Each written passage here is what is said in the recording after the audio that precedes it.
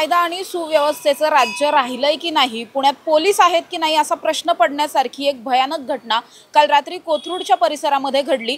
निलेश घायवळ हा जो कुख्यात गुंड आहे, ज्याचं साम्राज्यच मुळात कोथरूड मुळशी वगैरे या भागामध्ये आहे, याच निलेश घायवळच्या गँगमधल्या 4 ते 5 तरुणांनी काल विनाकारण म्हणजे अगदी किरकोळ कारणावरून एका त्याच्या मित्रांबरोबर बोलत उभे राहिलेल्या एका तरुणावरती गोळीबार केला। यामध्ये त्याच्या मांडीला गंभीर दुखापत झालेली आहे आणि इतकंच नाही तर हा गोळीबार केल्याच्या नंतर केवळ दहशत माजवण्याच्या उद्देशाने पुढे जाऊन सागर कॉलनीचा जो एरिया आहे त्या ठिकाणी आणखी एका तरुणावर चक्क कोयत्याने वार सुद्धा करण्यात आले। ही सगळी घटना ज्या परिसरामध्ये घडली, मी आता तिथेच उभी आहे। तुम्ही जर आता माझ्या मागे पाहिलं तर मुठेश्वर मित्रमंडळ नावाचं हे मित्रमंडळ आहे आणि कोथरूडमधलं फेमस हा सगळा एरिया आहे। आणि याच ठिकाणी काल रात्री 12-12:30च्या सुमारास घडलेली ही सगळी घटना आहे। घडलेलं असं होतं की मुळात हे सगळे जे आरोपी आहेत आणि या प्रकरणामध्ये जे जखमी झालेले आहेत ते काल मुळशीच्या परिसरामध्ये कुठेतरी जेवायला वगैरे गेलेले होते आणि तिथून येताना यांच्या गाड्या आगेमागेच होत्या आणि मग गाडीला जागा देण्यावरून, ओव्हरटेक करण्यावरून चालू झालेला हा सगळा विषय होता। आणि हा विषय इथपर्यंत जाईल असं खरं तर कुणालाच वाटलेलं नव्हतं। हे जे यामध्ये जखमी झाले त्यांना सुद्धा असं काहीच वाटलेलं नव्हतं। खरं तर झालं असं की ते त्यांच्या मित्रांबरोबर जेवण करून परतले आणि परतल्याच्या नंतर याच परिसरामध्ये आले, इथे त्यांना ड्रॉप करण्यात आलं आणि त्यांच्या मित्रांनी जेव्हा त्यांना ड्रॉप केलं त्यानंतर मागून 2 टू व्हीलरवर हे 4-5 जण मिळून आले आणि त्यांच्याकडे अर्थातच पिस्तूल होतं। या पिस्तुलातून थेटपणे गोळीबार करण्यात आला। मयूर कुंबरे नावाचा आरोपी आहे ज्याच्याकडून हा सगळा गोळीबार करण्यात आला आणि गोळीबार झाल्याच्या नंतर ही गोळी प्रकाश धुमाळ नावाच्या व्यक्तीच्या मांडीत लागली आणि त्याच्यानंतर हे सगळे रक्ताचे डाग आपण या ठिकाणी पाहू शकतोय। खूप मोठ्या प्रमाणात रक्तस्राव त्यांना या ठिकाणी झाला। इवन त्यांनी पळून जाण्याचा प्रयत्न सुद्धा केला। म्हणजे आपण जर पाहिलं तर रक्ताचे हे सगळे निशाण जर पाहिले तर हे रक्त अगदी पुढपर्यंत दिसत आहेत। पोलिसांनी सकाळ सकाळी येऊन या ठिकाणी पंचनामा वगैरे केला, त्याच्यानंतर हे सगळे सर्कल या ठिकाणी करून ठेवलेत। जवळजवळ 4 ते 5 सर्कल्स या ठिकाणी केलेले आहेत आणि या सगळ्या परिसरामध्ये हे सगळं रक्त सांडलेलं होतं। त्यांना लगेचच खरं तर सह्याद्री रुग्णालयामध्ये ॲडमिट सुद्धा केलं गेलं आणि सह्याद्रीवरती आता सह्याद्रीमध्ये त्यांच्यावरती उपचार सुद्धा सुरू आहेत। मात्र जेव्हा ही सगळी घटना घडली त्यावेळी अगदी 12-12:30ची वेळ होती, फार जास्त मध्यरात्र होती वगैरे असं काहीच नाही आहे। विशेष म्हणजे हे सगळं करताना आम्ही इथले भाई आहोत वगैरे अशा पद्धतीच्या धमक्या सुद्धा देण्यात आला, आरेरावी करण्यात आली, आरडाओरडा करून हा सगळा गोळीबार करण्यात आला। आणि इतकंच नाही तर हा गोळीबार केल्याच्या नंतर म्हणजे मुठेश्वर मित्रमंडळाचा हा सगळा परिसर आहे आणि या परिसरापासून पुढे गेल्यानंतर सागर कॉलनी नावाचा एक एरिया आहे। या सागर कॉलनीमध्ये सुद्धा आणखी एका तिथेही उभ्या असलेल्या एका वैभव साठे नावाच्या तरुणावरती कोयत्याने वार याच आरोपींनी केले। म्हणजे हे जे 4 ते 5 आरोपी आहेत या प्रकरणातले त्यांनीच इथे सुद्धा गोळीबार केला आणि पुढे जाऊन कोयत्याने वार सुद्धा केले। त्या प्रकरणातले सुद्धा जे फिर्यादी आहेत ते सुद्धा गंभीर जखमी आहेत, त्यांच्यावरती सुद्धा उपचार सुरू असलेले पाहायला मिळत आहेत। त्यामुळे या 4-5 जणांच्या टोळक्याने काल कोथरूडमध्ये मोठा राडा घातल्याचा पाहायला मिळालं। हे सगळे यांपैकी बरेच जण याच परिसरामध्ये वास्तव्यास असल्याची सुद्धा माहिती मिळते आणि विशेष म्हणजे हे सगळे रेकॉर्डवरचे गुन्हेगार आहेत। यांच्यावर या आधी सुद्धा मोकोक्याची कारवाई झालेली आहे, त्याचबरोबर अनेकांवरती 307चे गुन्हे आहेत। अशा पद्धतीचे बरेच गुन्हे यांच्यावर आधी सुद्धा आहेत आणि अशा पद्धतीने या परिसरामध्ये पुन्हा एकदा दहशत माजवण्याचा प्रयत्न या सगळ्या आरोपींकडून करण्यात आला। विशेष म्हणजे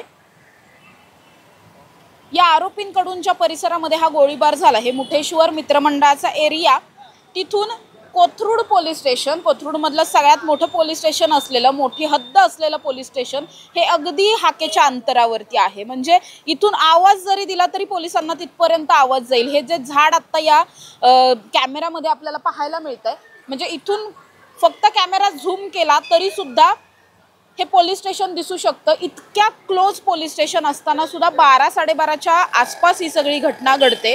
पोलीस स्टेशन इतकं जवळ असताना पिस्तूल घेऊन फिरणं, गोळीबार करणं, परत याच भागातून पुढे जाऊन कोयत्याने मारहाण करणं, इतकी हिंमत या आरोपींची होते। याचा अर्थ पोलिसांचा धाक खरंच राहिलाय का, हा प्रश्न खरं तर पडण्यासारखी ही संपूर्ण घटना आहे। आणि या घटनेच्या नंतर आपण बघतोय की आता हे सगळे जे आरोपी आहेत काहींना पोलिसांनी ताब्यात घेतल्याची माहिती मिळते आहे, काहींचा शोध सुद्धा सुरू आहे। त्याचबरोबर या सगळ्या प्रकरणामध्ये कुख्यात गुंड निलेश घायवळचा या सगळ्यामध्ये काही इन्व्हॉल्वमेंट आहे का, त्या दृष्टीने सुद्धा आता पुणे पोलिसांनी तपास सुरू केलाय।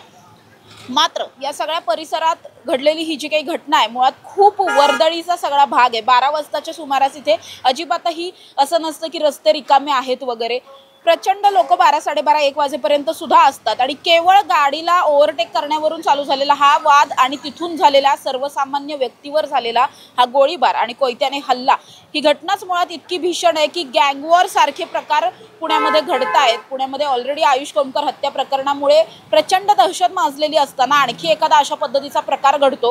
केवळ आणि केवळ गाडीला जागा न दिल्यामुळे हे सगळं घडतं। म्हणजे पुण्यामध्ये सर्वसामान्य व्यक्ती आता कुठेच सेफ नाहीये असं म्हणावं लागेल आणि पुणे पोलीस नेमकं काय करतायत हा प्रश्न सुद्धा उपस्थित होतोय। अर्थात यावरती आता पुणे पोलिसांनी त्यांचं काम केलेलं आहे, मात्र गुन्हा घडून गेल्यानंतर हे सगळं काम सुरू झालंय, याची खंत व्यक्त करावी लागेल। अर्थात या सगळ्या प्रकरणामधले जे आरोपी आहेत त्यांच्यावरती आता नेमकी कोणकोणत्या पद्धतीची कारवाई होते आणि निलेश घायवळचं या सगळ्यामध्ये इन्व्हॉल्वमेंट आढळतं का, किंवा यांच्याकडे जे काही बंदूक होती, कोयते होते, या सगळ्याबरोबर निलेश घायवळचा थेटपणे काही संबंध आहे का, या सगळ्याचा शोध सुद्धा आता पुणे पोलिसांकडून घेतला जाणार आहे। निलेश घायवळ गँगच्या या सगळ्या गुंडांनी जो काही राडा घातला त्यानंतर आता पोलिसांवरती अनेक प्रश्नचिन्ह निर्माण केली जात आहेत। मात्र पोलिसांचा तपास नेमका कशा पद्धतीने चालू आहे हे सगळं जाणून घेणार आहोत। माझ्याबरोबर DCP संभाजी कदम सर आहेत। सर, काय सांगाल, नेमकं काय घडलं होतं आणि आता आपला तपास कुठपर्यंत आला? काल संध्याकाळी 11:30च्या दरम्यान यातली जो जखमी आहे प्रकाश धुमाळ हा त्याच्या काही मित्रांसोबत खेड शोपर या ठिकाणी गेला होता पार्टी करण्यासाठी। वापस आल्यानंतर संध्याकाळी 11:30च्या दरम्यान त्यांच्यातला एक मित्र जो आहे ते या भागात ज्या ठिकाणी घटना झाली त्या भागात तो राहिला होता, त्या ठिकाणी त्याला ड्रॉप केल्यानंतर ते हे सर्व त्याचे साथीदार आणि ते सोबत रस्त्यावर त्या ठिकाणी थांबले होते। त्याच दरम्यान मागून हे काही जे आरोपी आहेत 1-2 मोटरसायकलवरती आले आणि त्या ठिकाणी हा आमचा एरिया आहे आणि तुम्ही इथं काय करताय, आणि त्याच्यात त्यांची बाचाबाचीतून एका आरोपीने त्या जखमीवरती फायर केलेला आहे। एक गोळी लागलेली आहे, तो सध्या ॲडमिट आहे आणि त्याची प्रकृती स्थिर आहे। ती घटना झाल्यानंतर पोलिसांनी तात्काळ इंटरव्हेन्शन करून काही पार्टी तपास पथकं रवाना केलेले आहेत आणि लवकर याच्यातले जे आरोपी आहेत ते ताब्यात येतील। ही घटना झाल्यानंतर एक 10 ते 15 मिनिटाच्या अंतरामध्येच दुसरी सागर कॉलनीमध्ये एक वैभव साठे नावाच्या तरुणाला सुद्धा ह्याच आरोपींनी सेम आरोपींनी मारहाण केल्याचे निष्पन्न झालं। तो सुद्धा वेगळा गुन्हा आपण दाखल केलेला आहे। दोन्ही घटनेमध्ये हे सेम आरोपी आहेत आणि दोन्ही घटनेचे जे आहेत तर 307 आणि बाकी इतर कलमानुसार पोलिसांनी गुन्हा दाखल केलेला आहे। आरोपी शोधण्यासाठी वेगवेगळे पथक रवाना केलेले आहेत आणि लवकरच याच्यामध्ये आरोपी निष्पन्न होऊन ताब्यात येतील। यातील गुन्हेगारी जर बघितले याच्यामधले जे आरोपी आहेत 4 आरोपींचं पूर्वीचं गुन्हेगारीचा रेकॉर्ड आहे आणि प्राथमिकदृष्ट्या याची माहिती असे की हे सर्व निलेश घायवळ हा जो नामचिंग गुंडा आहे त्याच्या टोळी संदर्भात असल्याचे निष्पन्न होत आहे। याच्यामध्ये अजून काही कुणाचा रोल आहे का आणि अजून काही आरोपी आहेत का याच्यामध्ये पोलीस कसून तपास करून चौकशी करत आहेत। कुठल्याही गुंडाला किंवा गुन्हेगाराला पाठीशी घालण्याचं काम पोलिसाकडून कधी होणार नाही। याच्यामध्ये कायद्यापेक्षा कोणीही मोठा नाही, तरी नागरिकांनाहीच विनंती की जरी असं काही आपल्या हद्दीत कोणाची दहशत असेल किंवा काही असं प्रकार होत असतील तर पोलिसांकडे त्यांनी समोर यावं। त्याच्यामध्ये प्रत्येक गोष्टीमध्ये पोलीस दखल घेऊन कठोरातली कठोर कारवाई करतील। ह्या दोन्ही प्रकरणामध्ये जी घटना झाली फायरिंगची याच्यामध्ये पोलीस अतिशय तत्परतेने याच्यामध्ये ॲक्शन मोडवर आलेले आहे आणि यातील सर्व आरोपींना ताब्यात घेण्यासाठी पोलीस प्रयत्न करत आहेत। लवकर ते सर्व आरोपी ताब्यात येतील आणि पुढची जी कठोर जी कारवाई आहे ते इन्शुअर करते की पोलीस याच्यामध्ये 100% कारवाई करतील। सर, पण ही घटना जिथे घडली तिथून अक्षरशः हा फिर्यादी जो आहे ज्याला लागलेला आहे तो ओरडला असता तरी इथपर्यंत आवाज आला असता, इतकं कमी डिस्टन्स आहे आणि तरी अशा पद्धतीची घटना घडणं इतक्या मोठ्या पोलीस स्टेशनच्या हद्दीत पुणे पोलिसांचं फेल्युअर आहे असं वाटत नाही? असं बिलकुल नाही, कारण प्रत्येक घटना आहे वेगवेगळी असते आणि याच्यामध्ये ही जी ही घटना झाली 1-2-300-400 मीटरच्या अंतरावर झालेली आहे आणि याच्यामध्ये जी घटना झाली तर तात्काळ पोलिसांनी त्या ठिकाणी इंटरव्हेन्शन केलेलं आहे आणि हे जे आरोपी आहेत याच्यावर सुद्धा पूर्वी पोलिसांनी कारवाई केलेली आहे। त्याच्यामुळं दहशत नाही असं म्हणता येणार नाही, परंतु ही जी घटना झालेली आहे हे त्या ठिकाणचे जे आरोपी आहेत त्याच ठिकाणी राहणारे आहेत आणि फिर्यादी आणि आरोपीचा तसा पूर्वीचा काही याच्यामध्ये काही संबंध तसा काही पूर्वीचा वाद किंवा असं काही दिसून येत नाही। निलेश घायवळचा या सगळ्याशी काही संबंध आढळला? आता याच्यामध्ये पोलीस आता प्राथमिक लेवलला तपास आहे। पोलीस तपासामध्ये ज्या ज्या गोष्टी निष्पन्न होतील त्या गोष्टी पोलीस पुढचे करतील। पण हे जे आरोपी जसं सर तुम्ही सांगितलं की आधीचे बरेच यांच्यावरती गुन्हे आहेत, तर मग प्रिव्हेन्शन ॲक्शन म्हणून असं आपण काही करत असतो? पूर्वीच्या गुन्ह्यावरती प्रत्येक गुन्ह्यावरती आपण प्रिव्हेंट ॲक्शन घेतो। ह्या सर्व आरोपीवरती पूर्वी प्रिव्हेंट ॲक्शन घेतलेल्या आहेत किंवा प्रतिबंधक कारवाई ज्या केलेल्या आहेत, मग त्याच्यामध्ये MPD असू देत किंवा तडीपारीची कारवाई असते किंवा बॉन्ड घेण्याची कारवाई, ह्या सर्व आरोपीवरती पूर्वी केलेल्या आहेत। शेवटचा प्रश्न आहे सर, आरोपींचा शोध कुठपर्यंत आला? अजूनपर्यंत कुणी आपल्या ताब्यात आहे? काही संशयितांना पोलिसांनी ताब्यात घेतलेलं आहे आणि लवकरच बाकी सर्व आरोपीसुद्धा पोलिसांच्या ताब्यात येतील. आणि जे या घटनेमध्ये इन्व्हॉल्व होते त्या सर्व आरोपींना लवकरात लवकर पोलीस ताब्यात घेतील. धन्यवाद सर. आपण बघतोय की या सगळ्या प्रकरणामध्ये आता आरोपींसाठी शोधपथकं रवाना करण्यात आलेली आहेत. काहींना ताब्यात घेतलंय, काहींचा शोध अजूनही सुरू आहे. मात्र ही सगळीच घटना घडल्याच्या नंतर अगदी सर्वसामान्य व्यक्तीवर सुद्धा अशा पद्धतीने फायरिंग होऊ शकतं, कोयत्याने वार होऊ शकतात. अगदी किरकोळ ओव्हरटेक करण्याची वगैरे हे सगळं प्रकरण होतं. तिथून हे प्रकरण इथपर्यंत येऊ शकतं, एखाद्या मर्डरपर्यंत हे सगळं प्रकार येऊ शकतो.